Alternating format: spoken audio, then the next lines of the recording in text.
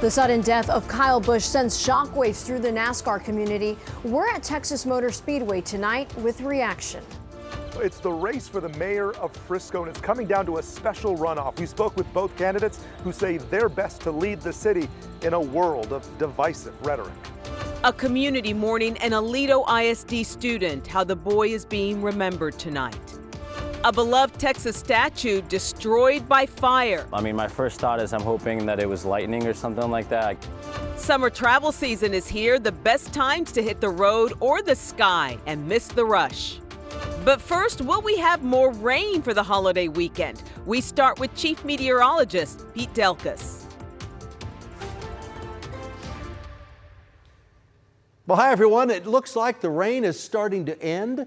We still have a little bit of rain out there right now across parts of Dallas County, Kaufman County, and the northern sections of Ellis County. That's about it. No, there's been zero severe weather today. We've had zero flooding today. We've had some widespread rain. Yes, we've had a couple of thunderstorms here or there, but nothing severe. A couple little thunderstorms up around Mansfield. That has fizzled out there in southeastern Tarrant County. And as we take a wider look at the area, we did have some showers and thunderstorms off to the west. Those have come to an end. A lot of this activity off to the south and southeast is in the process of fizzling out. Finally, drought-stricken East Texas. It's kind of odd. East Texas certainly always has more rain than North Texas and the western sections of North Texas, but you're finally getting some rain there in East Texas. Here's my overnight forecast.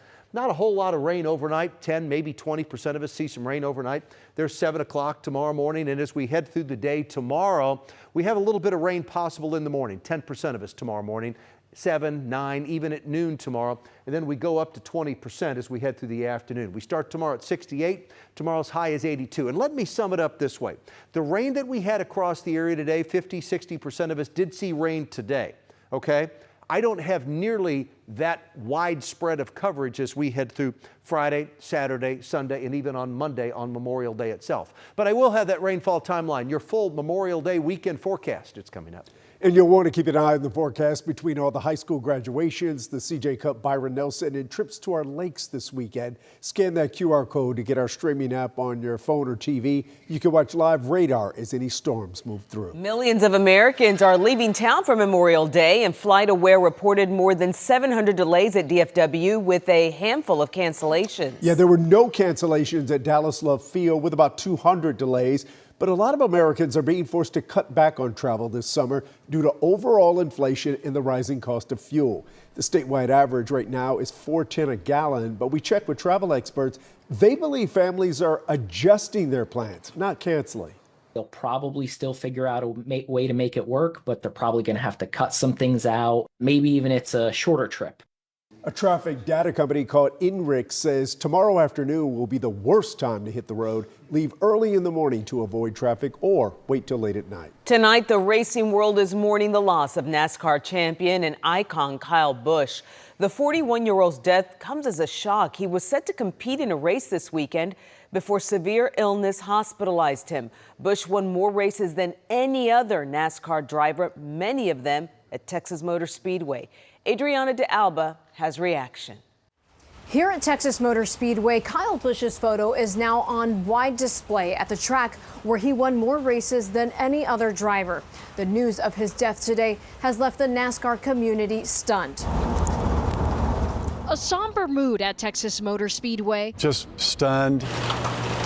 News of the sudden death of one of NASCAR's biggest talents, Kyle Busch, a shock. He was a generational talent across racing and just can't believe that he's passed away. Texas Motor Speedway General Manager Mark Faber says it's tragic. Busch raced here just 3 weeks ago. We actually talked briefly here, but he was here 3 weeks ago for our NASCAR triple header weekend. It's just staggering to think about the fact that he's gone 3 weeks later. Busch's family saying earlier today that he had been hospitalized with a severe illness, and then hours later they announced his death in a joint statement with NASCAR, saying, quote, future Hall of Famer Kyle was a rare talent, one who comes along once in a generation. During a race earlier this month, Busch requesting for a doctor to meet him after the race, after reportedly struggling with a sinus cold. We heard him call about he was not feeling well and going to the care center after the race. Busch, a two-time series champion, known as a fierce competitor. He won 234 races across the Sports 3 National Series,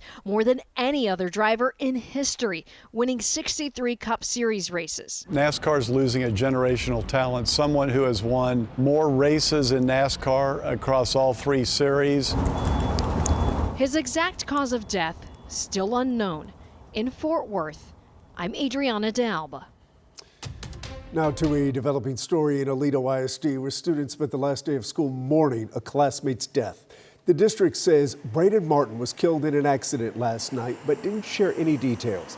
Officials provided additional support for students and teachers, and we've seen tributes pouring in on social media. A youth league called Wildcatters Baseball posted, quote, "Braden was more than a teammate, he was family. His love for the game, his smile, and the impact he made on everyone around him will never be forgotten." New details tonight in the arrest of a woman tied to killings that rocked the North Texas Korean community. Son Han is in the Denton County Jail tonight, facing murder charges. Court documents say on May 5th, Han helped her husband shoot and kill 2 people and hurt 2 others at a business on State Highway 121 in Carrollton. They say Han yelled at one of the survivors, asking why they weren't dead. The pair then allegedly drove to an apartment on Old Denton Road and killed a man inside. Well, tomorrow's the last day of early voting in the May 26th runoff election, but there's another one next month that'll shape the future of Frisco. Jovan Puneker takes us inside June's heated race for mayor. Frisco is in a special runoff for mayor, 2 candidates who believe they are best equipped to lead the city. But it's hard not to hear what's bubbling in the background, a very divisive rhetoric. We sat down with Rod Vilhauer and Mark Hill. One touts his experience as an attorney who's served school and economic development boards. The other, once running a multi-million-dollar construction company. I know so much of this city. I've helped build it. I know what it takes to build. I know what it takes to lead people. That I'll be a positive ambassador for this city, and that I'll be a deliberate and measured leader for this city. Both candidates have public safety as main priorities. That, along with keeping taxes low, city services high, and making Frisco attractive to large companies. I have negotiated with some of the top companies in the world, and I know how to do that. Attract smart, disciplined development to the city. It helps keep taxes low. It helps generate revenues. Tuesday's city council meeting had its share of fireworks. This is the result of putting mosques in Christian cities. I don't want to see it turn into India or Islam. Anti-Indian and Muslim sentiment over a mosque and 2 Hindu temple proposals. I have heard things tonight that I find horrifying. To me, what I'm hearing here is just so foreign. We asked the candidates their thoughts. Mark Hill's mantra has been, Unite Frisco. Disheartening, frustrating, and forecasted. Some of it has truth to it. Rod wants to add that the emotion at these meetings has gotten almost too high. It is not a platform for people to come in and destroy people with their mouth. If we stop becoming a welcoming community, then that's when this city starts to really struggle. Rod Vilhauer says he's been unfairly labeled. He's still making amends after making a comment on an early podcast, calling the influx of Indians like rats. I've apologized, I've asked him to forgive me, and there's thousands of them. I've looked him in the eye and said that. Both candidates will have 3 weeks to convince Frisco. If you want change, then I'm your only choice. I try to be very positive and very future focused, and that's the way I will lead this city. In Frisco, I'm Jovan Puneker. Again, that one is in June. Just a reminder, on Tuesday's runoff election, polls won't be open this weekend, so if you don't vote early on Friday, you'll have to wait until Election Day. With so much at stake in Texas, we'll be airing a special election show on WFAA+. That's from 7 to 10 p.m. right after the polls close on Tuesday. We'll have live crews reporting from across the state, along with a panel of experts to break down results. Our streaming app is free to download to your TV. One of the co-directors of Camp Mystic plans to fight the suspension of her nursing license by the state. This week, the Texas Board of Nursing suspended Mary Eastland's license. It's tied to several allegations against Eastland, who was the chief health officer during the flooding that killed 27 campers and 2 teen counselors last 4th of July. The board says as the Guadalupe River rose, Eastland evacuated herself and her children and never called her nursing team or called emergency services after learning people were missing.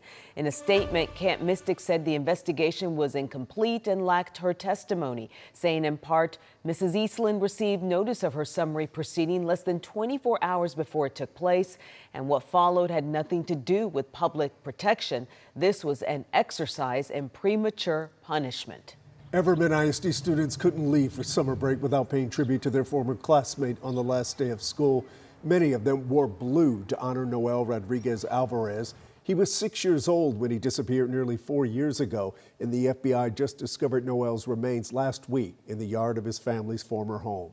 Noel's mother is charged with murder, and authorities still plan to prosecute the case despite Cindy Rodriguez Singh being ruled incompetent to stand trial. New tonight, the NTSB has released a preliminary report on 2 home explosions in a San Antonio neighborhood that happened one after the other. Investigators say a gas leak could be to blame.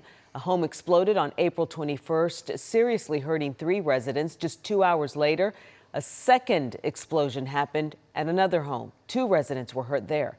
Crews cut off gas to the neighborhood during the investigation. They later found a leaking pipe.